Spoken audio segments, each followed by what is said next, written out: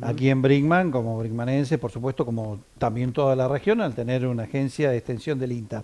Ayer emitíamos un video en primera persona de el doctor Jorge Brunori y bueno, eh, la idea es profundizar, ampliar esto, ¿no? Exactamente, exactamente. Así que fuimos muy bien atendidos por el doctor Brunori para comenzar esta serie de charlas eh, registradas desde distintos aspectos, Sí, puntos de justamente que vista, ¿no? están vinculados con las diferentes experimentales.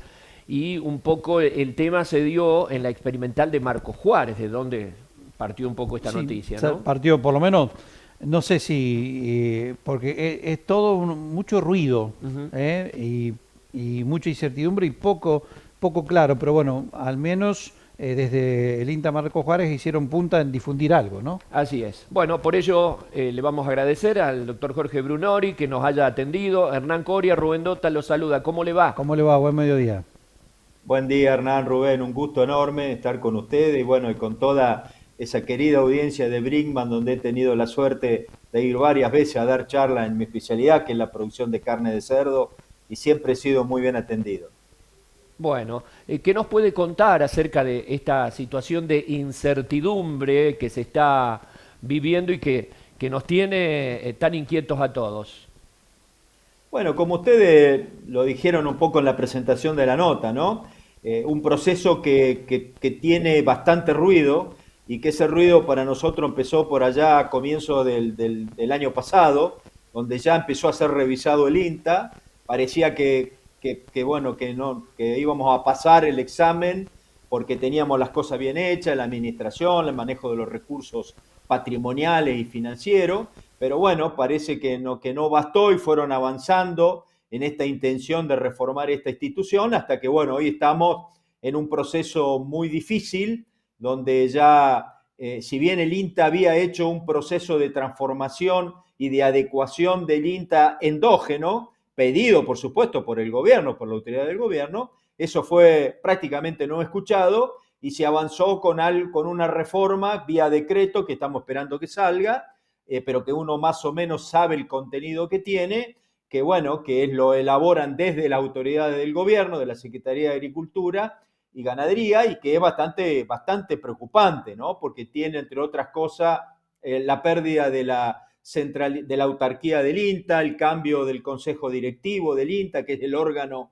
que ejerce la gobernanza de la institución, y lo que todavía aún es más grave es el despido de aproximadamente más de 1.000 personas entre planta transitoria y becario, la posible supresión o disminución del sistema de extensión y la venta de activos y patrimonio. Así que de concretarse esto y por ahí, de ahí sale, perdón, esto que ustedes comentaban, de esta reacción desde las bases, en este caso la experimental Marco Juárez, alertando a nuestros, digamos, clientes, a quien nosotros trabajamos, que es todo el sector agropecuario, pero también a la sociedad en general, que está en riesgo la continuidad de un organismo que está muy próximo a cumplir 70 años, lo va a hacer el año que viene, y que creo que tiene en esta trayectoria demostrados logros para decir, bueno, están tocando algo que en el Estado funciona bien.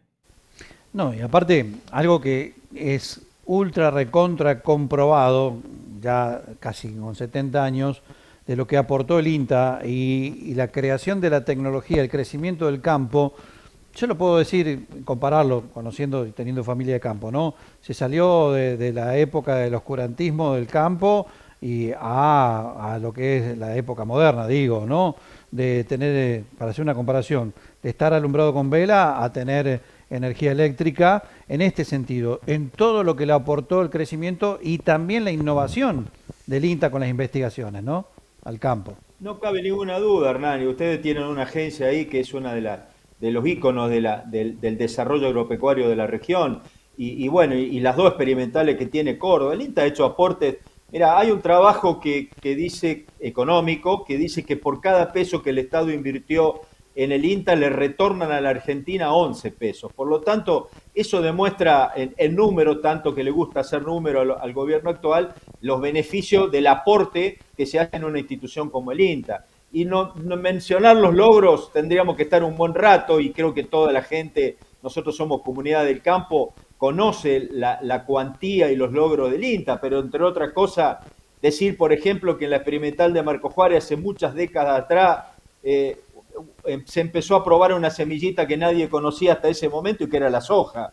O decir que se generó los primeros avances en la siembra directa y todo el desarrollo de la ganadería, de la lechería, de la conservación del suelo, la capacitación, la innovación tecnológica. Bueno, yo creo que cuando uno empieza a trabajar en estas cosas desde el punto de vista gubernamental para reducirla o achicarla, enarbolando la bandera del déficit fiscal, yo creo que lo que se empieza a achicar no es el Estado, sino es el país, porque perder un órgano que transfiere y desarrolla tecnología para un sector como el agropecuario, que genera el 70% de las exportaciones que le ingresa a la Argentina, no estamos hablando de reducir gastos, sino de achicar el país.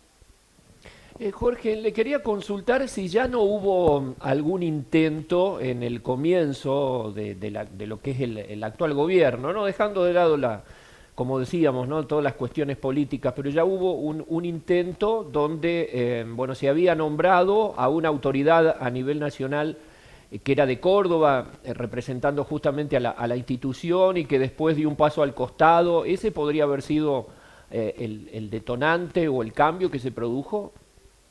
No, eso, Rubén, fue uno de los primeros indicios que nos empezó a alertar fuerte, porque bueno, la persona que vos mencionás, el ingeniero Juan Molina, Juan Cruz Molina, que es hoy director regional de Córdoba, para la audiencia, a ver, el INTA en Córdoba tiene un centro regional y dos experimentales que dependen del centro regional, y después agencias de extensión en diferentes localidades como la que ustedes tienen, más o menos 20 agencias de extensión por cada experimental. Bueno, en un momento Juan Cruz fue designado presidente, ahí empezó, si ustedes recordarán, la venta de patrimonios, por la venta de uno de los edificios emblemáticos del INTA en Buenos Aires, que terminó subastándose, y bueno, ante la oposición que ya empezó a haber en ese momento, el ingeniero Molina tuvo que dejar el cargo. El que lo reemplazó, que es el actual presidente del INTA, y si me permiten 2 segundos, quiero digamos, describir para la gente cómo funciona la gobernanza del INTA. El INTA tiene direcciones nacionales que son elegidos por concurso, apolíticos totalmente, y arriba de eso hay un consejo directivo que está compuesto por 10 representantes. 7 son de la entidad del agro y 3 son del gobierno. Por lo tanto, el INTA con eso previene que no haya un uso político de la institución. Eso fue lo que le pasó a Juan Cruz Molina cuando el consejo directivo rechaza la venta de este inmueble, tuvo que prácticamente renunciar. Bueno, una de las posturas que existe ahora es reducir la presencia de la entidad agropecuaria en el manejo del INTA y aumentar la presencia del Estado, lo cual nos llevaría en algún momento a que el gobierno de turno no use políticamente. Entonces, es bastante compleja la situación. Claro. Ya para ir cerrando también, doctor, ¿qué hay de cierto que, bueno, porque así lo presentó el Gobierno Nacional, ¿no? Que es un plan de modernización del INTA, lo que intenta hacer el Gobierno Nacional, por lo menos así lo anunció Sturzenegger también, con esto que no hay, digamos, nada por detrás más que una racionalización y una eficiencia del INTA. ¿Eso es realmente cierto? ¿Ustedes comparten eso? Mira, y reitero, yo, Hernán, no pongo ninguna ideología en lo que estoy diciendo. Sí, yo tengo bien. mi ideología, ustedes la tienen, pero bueno, tampoco me gusta, porque yo amo al INTA, hace 40 años que estoy en el INTA, y no hace falta que por mi amor el INTA se defiende, si no se defiende solo, pero hay una técnica que usa el gobierno que es primero defenestrar a la institución. Por eso dijeron que el INTA hay que remodernizarlo, reorganizarlo, porque perdió el rumbo. Ustedes lo habrán escuchado al ministro decir que el INTA tiene 6.000 empleados, que tiene 3.000 autos, que tiene un presupuesto por ser autárquico que lo usa como una caja chica y que está lleno de cargos políticos. Las 4 son mentiras. Primero, el INTA tiene 6.000 personas, sí, esa parte es cierta, pero 6.000 personas distribuidas en todo el país, desde La Quiaca a Tierra del Fuego, generando a través de la investigación y de la extensión trabajos en todos los territorios, en las más de 30 cadenas industriales, generando un montón de productos y de economías regionales y trabajando para todos los estratos productivos. Tiene 3.000 autos, de los cuales ya es una flota más que vieja, porque son la mayoría con más de 10 años de uso, pero comprados por las mismas cooperadoras que aportan presupuesto al INTA y por convenio en su gran mayoría, y que son autos, reitero, que se utilizan no para pasear, sino para asistir a las agencias de extensión. Marco Juárez tiene una agencia de extensión a 500 kilómetros de la experimental, no podríamos ir en tren a asistirla. También se dice que usamos como una especie de caja chica. Bueno, a ver, el INTA tiene un presupuesto que viene por autarquía, que es un impuesto que se le cobra en la importación.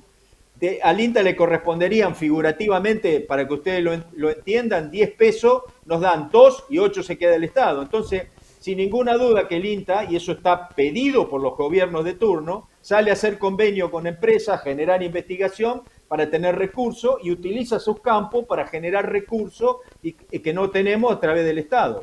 Y por último, la politización del INTA es imposible, porque cualquier empleado que ingrese a la institución, sea un mecánico, alguien que corta el césped, un laboratorista, un profesional, ingresa por concurso. Uno tiene que mandar su currículo, hay una entrevista y ahí se hace la selección. Entonces, ninguna de estas cosas, que son la base o el sustento o el fundamento para remodernizar y reorganizar el INTA, son ciertas. Ahora, Hernán y Rubén, todos los técnicos del INTA estamos abiertos y dispuestos a conversar, a reorganizar, a hacer más eficiente el INTA. Estamos totalmente predispuestos a eso. Lo hacemos casi constantemente con auditoría interna y externa, pero no a desmantelarlo. Doctor Jorge Brunori, muchísimas gracias por atendernos. Estamos a disposición, seguiremos charlando, como decía Rubén. Vamos a ir dialogando con distintos profesionales del INTA, desde distintos también enfoques, y le agradecemos por su predisposición y también por acercarse para poder hacer esta nota. Sabemos que estaba en su horario laboral, pero le agradecemos profundamente, ¿eh? No, el agradecido soy yo. Gracias a usted, Hernán, Rubén, por el espacio y bueno, por permitirnos demostrar o dar nuestro fundamento de por qué queremos tanto al INTA y creemos que tiene que seguir a toda la audiencia. Muchísimas gracias y que tengan un muy buen día. Al menos pusimos un granito como para que lleguemos a 3 provincias argentinas que estamos llegando y se escuche esta voz. Gracias, hasta luego. Muchas gracias, muchas gracias. Gracias, Jorge, muy amable. Ahí estaba Jorge Brunori, el doctor Jorge Brunori del INTA Marco Juárez. Se hizo un paréntesis en su trabajo, se llegó hasta un lugar para poder charlar. Y bueno, quedó claro, ¿no? Yo creo que quedó muy claro. Despojado de